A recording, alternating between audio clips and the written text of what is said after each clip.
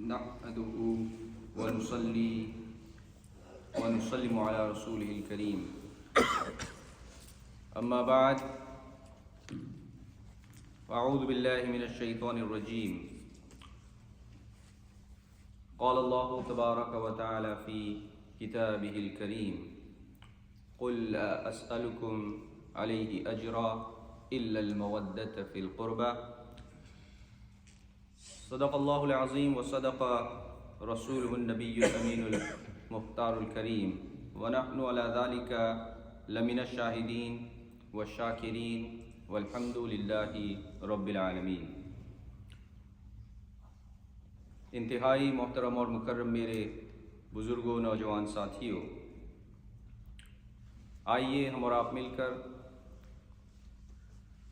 आकाए नामदार हम सब के ताजदार हुजूर ख़ातमुल मुरसलीन रहमतुल लिल आलमीन सल्लल्लाहु अलैहि वसल्लम की बारगाह में मिलकर दुरूद पाक का हदिया पेश करें और पढ़ें। अल्लाहुम्मा सल्लि अला सय्यिदिना व हबीबिना व मौलाना मुहम्मदिन व आलिहि व सहबिहि व बारिक व सल्लिम सलातन व सलामन अलैका या रसूलल्लाह सल्लल्लाहु तआला अलैका व सल्लम। Inshallah tabarak wa ta'ala, today we will discuss and talk about a very great personality of Islam, the one who was very dear, very close to Rasulullah sallallahu ta'ala alayhi wasallam, the one who has played a great role in propagating Islam and giving strength to the deen of Allah subhanahu wa ta'ala with his might and power. That personality who embraced the Shahada in this month, the month of Shawwal,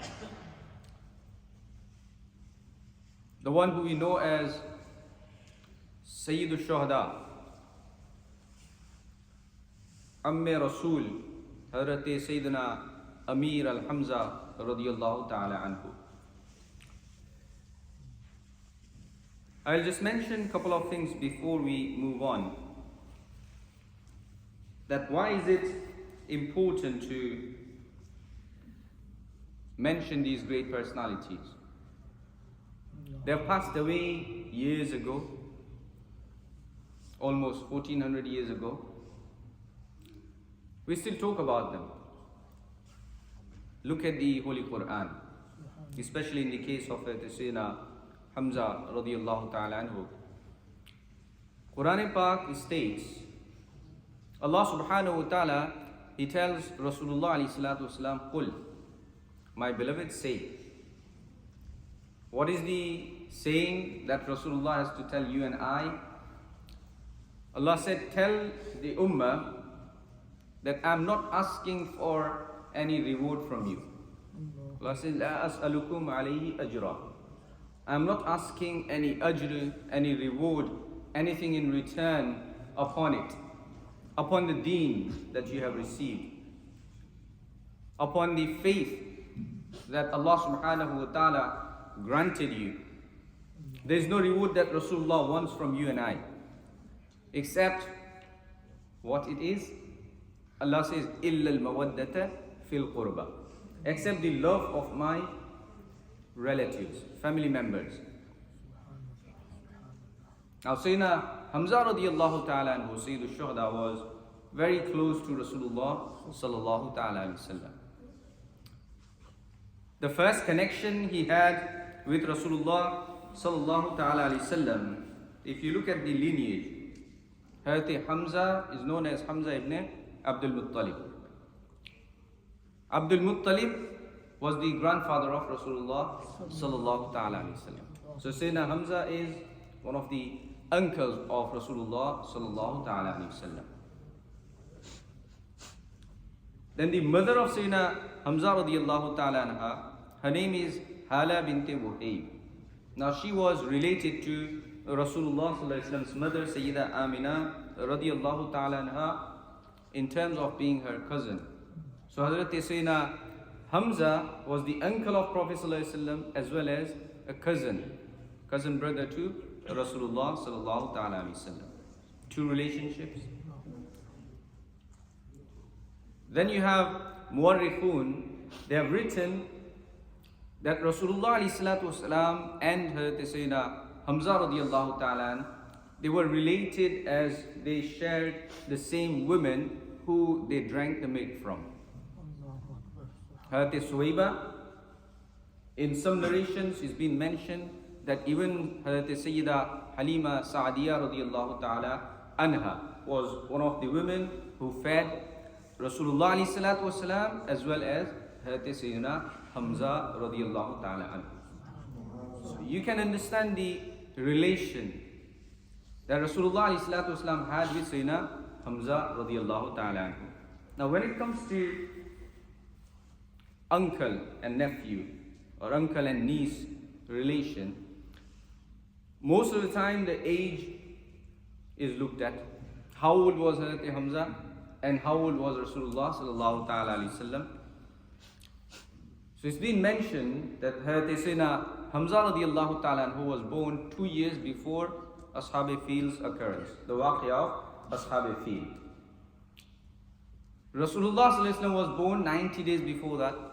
So between Hazrat Hamzah and Rasulullah sallallahu alaihi wasallam there was only 2 years difference. They were very close in terms of age. Hazrat Hamzah, in terms of age, he was older than Rasulullah sallallahu alaihi wasallam. How many years? 2 years. कि हुजूर से हज़रत सैयदना हमज़ा रज़ियल्लाहु ताला अन्हु जो हुजूर के चचा हैं वो 2 साल उम्र में बड़े थे. For that reason, they had a very good bond. They were very close to each other and they always looked after each other. In fact, Hazrat Amir Hamzah radiallahu ta'ala anhu himself, he was a very strong build. Among people, he had a might. He was a great fighter, great warrior. And one of his habits were, for a few days he would just go out in jungle for hunting. He would spend his time in jungle hunting. That was one of his habit, adventure that he loved. Now imagine being the uncle and having this lifestyle where for a few days you leave the family, you go in jungle and enjoy. He was doing that, and one day he returns to his city Makkatul Mukarramah, and he gets a news about Rasulullah sallallahu alaihi wasallam. Someone stopped him and they said, "Oh Hamzah, do you know what happened between Abu Jahl and your nephew?" किसी ने उनको रोका जब शिकार से वापस आए कि हमजा तुम्हें पता है कि तुम्हारे जो भतीजे हैं उनके दरमियान और अबू जहल के दरमियान क्या हुआ.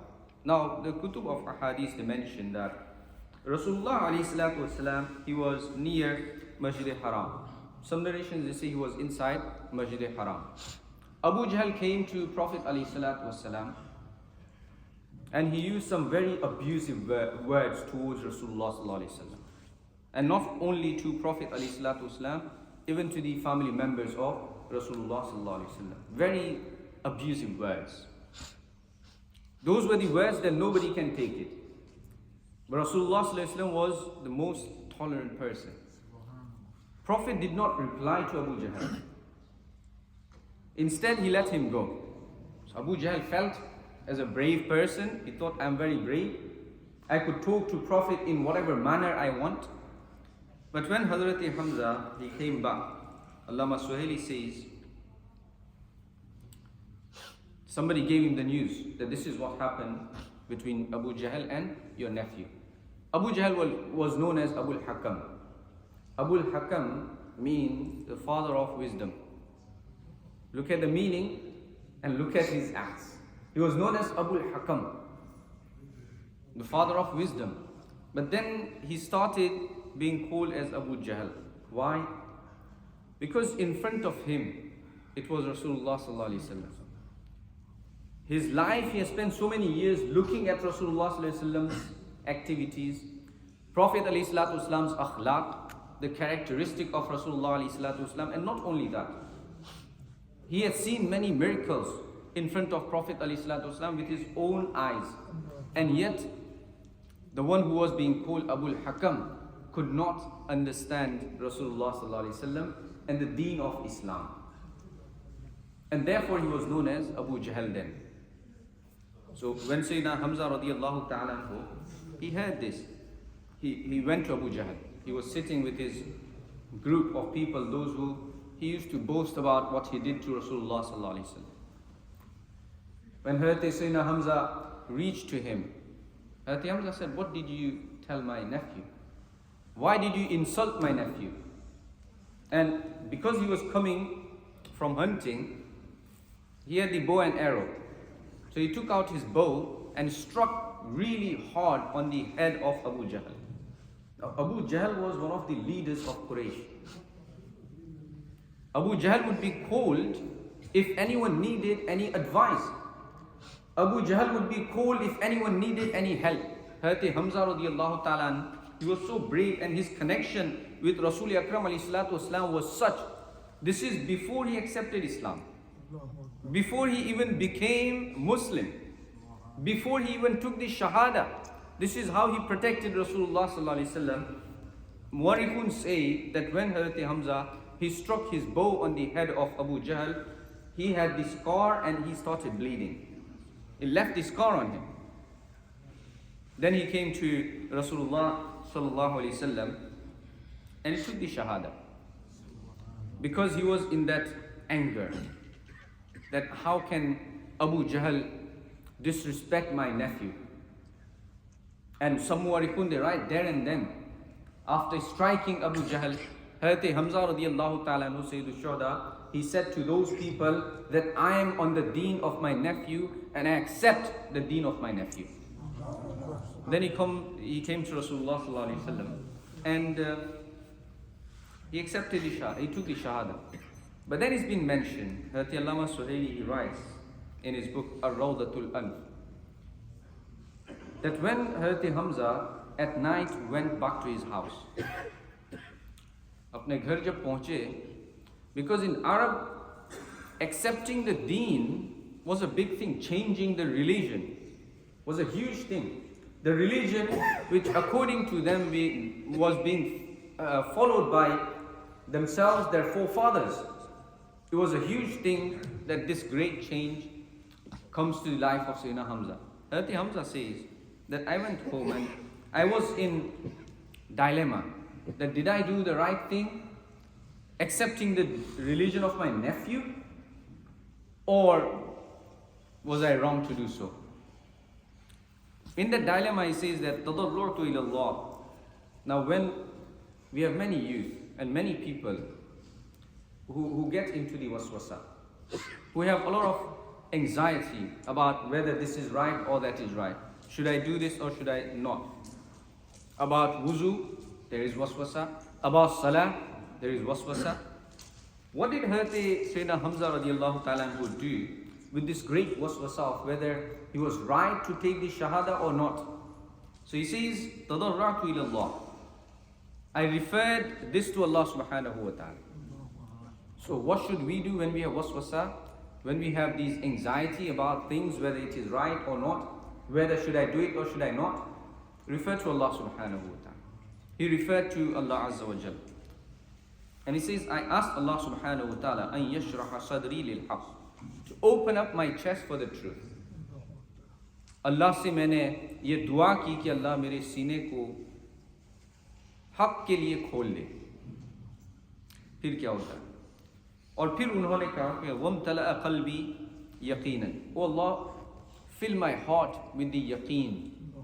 Fill my heart with the yaqeen. Mean, when I have yaqeen and certainty, then I have no doubt about the faith. He prayed to Allah subhanahu wa ta'ala. He said, after that I never had waswasa about my deen. After this dua, Allah subhanahu wa ta'ala removed all the waswasa from my heart. And the next day, when I went to visit Rasulullah sallallahu ta'ala alayhi wasallam, Rasulullah alayhi salatu wasallam also made dua for him, that oh Allah, give steadfastness to my uncle Hamzah in his deen. This is one of the ilaj of waswasa, that always refer to Allah subhanahu wa ta'ala. Rasul Akram alayhi salatu wasalam, at some point, because this was the beginning of propagation of the deen, it was the early days of Islam. So Hazrat Hamzah was among the as-sabiqun al-awwalun, the early, those group of Sahaba who accepted the deen and faced all sorts of difficulties. Among them, it was Sayyiduna Umar ibn Khattab radiyallahu ta'ala anhu too. When Hazrat Umar, it was time for him to take the Shahada, the whole story that he visited his sister and brother-in-law, and then he requested them to take him to Rasulullah sallallahu alaihi wasallam. So Muwarrikhun say that this was as a result of the dua of Rasulullah sallallahu alaihi wasallam, as Mishkah Sharif says, Allahumma izzil Islam bi Umar ibn al-Khattab khassatan. O Allah, give strength to Islam specifically by Umar ibn Khattab. Allah subhanahu wa ta'ala accepted the dua, and Hazrat Umar was going to Rasulullah sallallahu alaihi wasallam to see him. When people saw that Umar is coming, now people knew that how strong Umar is. People knew that what kind of fighter Umar is. And he told people openly, before he met his brother-in-law and sister, he said to people openly, I'm going to kill Muhammad today. Ma'azallah. As he was getting closer and he reached to the gate, Hazrat Hamzah was there guarding the gate. Who was there? The uncle of Rasulullah sallallahu alaihi wasallam. Now look at the beauty of Islam. A nephew is the prophet, and uncle is the one who is guarding his door. This is the beauty of Islam. यहाँ कोई बड़ा कोई छोटा नहीं. इस्लाम ऐसा मजहब है कि जहाँ अल्लाह ने सबको बराबर रखा. एक ही सफ में खड़े हो गए, महमूद व अयाज, न कोई बंदा रहा, न कोई बंदा नवाज. सारे ही अल्लाह के सामने बंदे हैं. When he reached the gate, Hazrat Hamzah said, "Iftahu lahul bab," open the gate for him. He didn't say, what should we do? Should we close the door? Should we keep it closed? No, he said, "Iftahu lahul bab," open the gate for him. In aqbala qabilna. If he has come to accept, we will accept him. If he has come with the good intention, in other words, then there is no harm to him.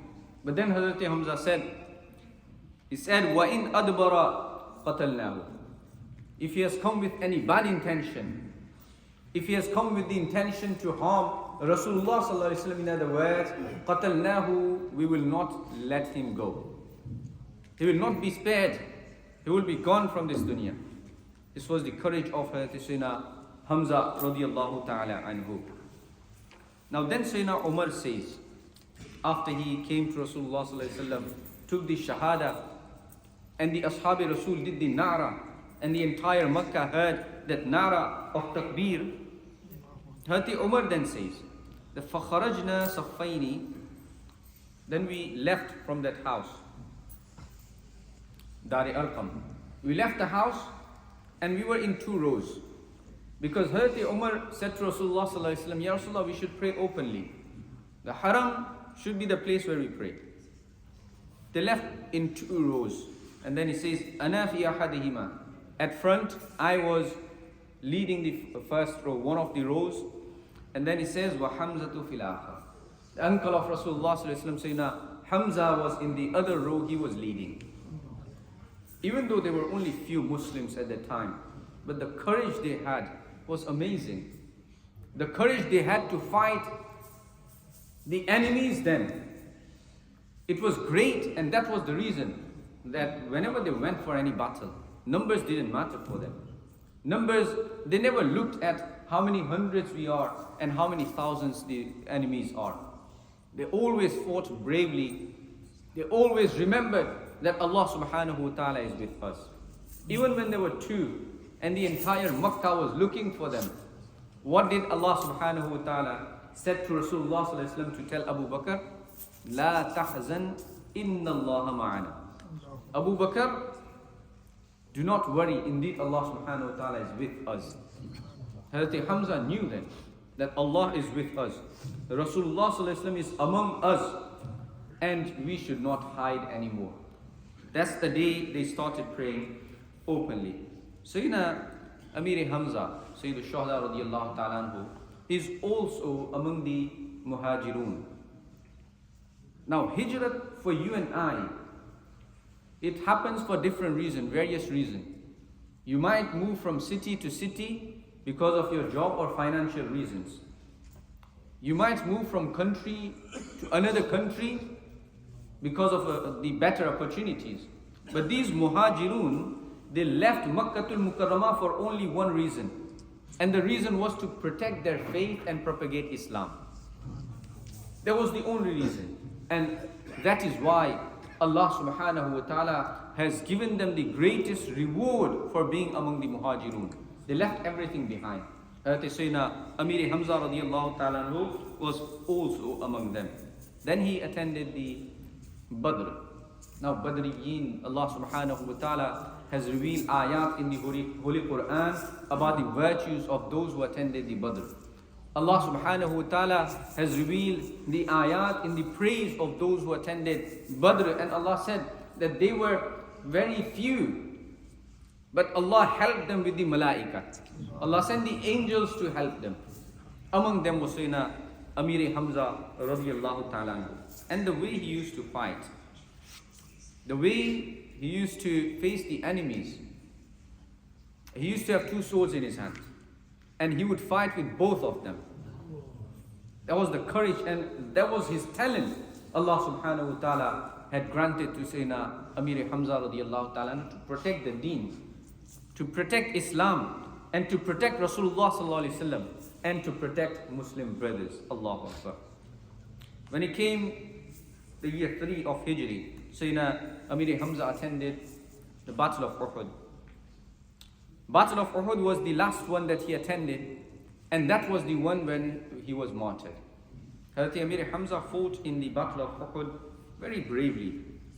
At the end, he was martyred by a person called Wahshi. Now, Wahshi ibn Harb was a slave. And there are two narrations. One narration says that Hinda, wife of Abu Sufyan, or Jubair ibn Mut'im, one of them who later became Muslims, all three of them. Either of them, they spoke to Wahshi and they said, if you kill Hamzah, because Hinda's father was killed in Badr by Hazrat Amir Hamzah, and Jubair ibn Mut'im's uncle, he was killed by Sayyidina Amir Hamzah radiallahu ta'ala. They both wanted revenge from him. They said, if you kill him, you'll be freed and we'll gift you money as well. Now freedom was a great thing then. For a slave to pay nothing, kill one person and get the freedom.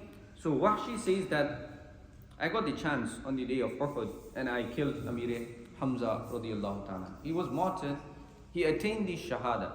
But his Shahada was classed by Rasulullah sallallahu alaihi wasallam as the leader of the Shuhada, Sayyidul Shuhada, Amir Hamzah radiallahu ta'ala anhu. However, I still have a few more things to mention. Inshallah, we'll have to continue next week. Sayyidina Amir Hamzah radiallahu ta'ala anhu, the conclusion is, he was very dear to Rasulullah alayhi salatu wasalam. The services he gave in a very short period of time to Islam were great services. His courage became an ideal for the rest of the people in Islam. The Sahaba used to take Hazrat Amir Hamzah as an example. He became an ideal for young and old, for the rest of the Ummah until his final breath that he took. And after his Shahada, his life, his martyrdom also became an example for people like you and I.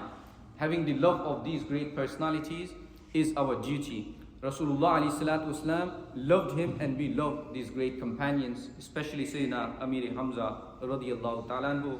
Allah tabarak wa ta'ala grant us the ability to be on the right path, and Allah subhanahu wa ta'ala keep us in the love of these great companions of Rasulullah sallallahu ta'ala alayhi wa sallam. Wa ma'alina illa al-bala. Assalamu alaikum.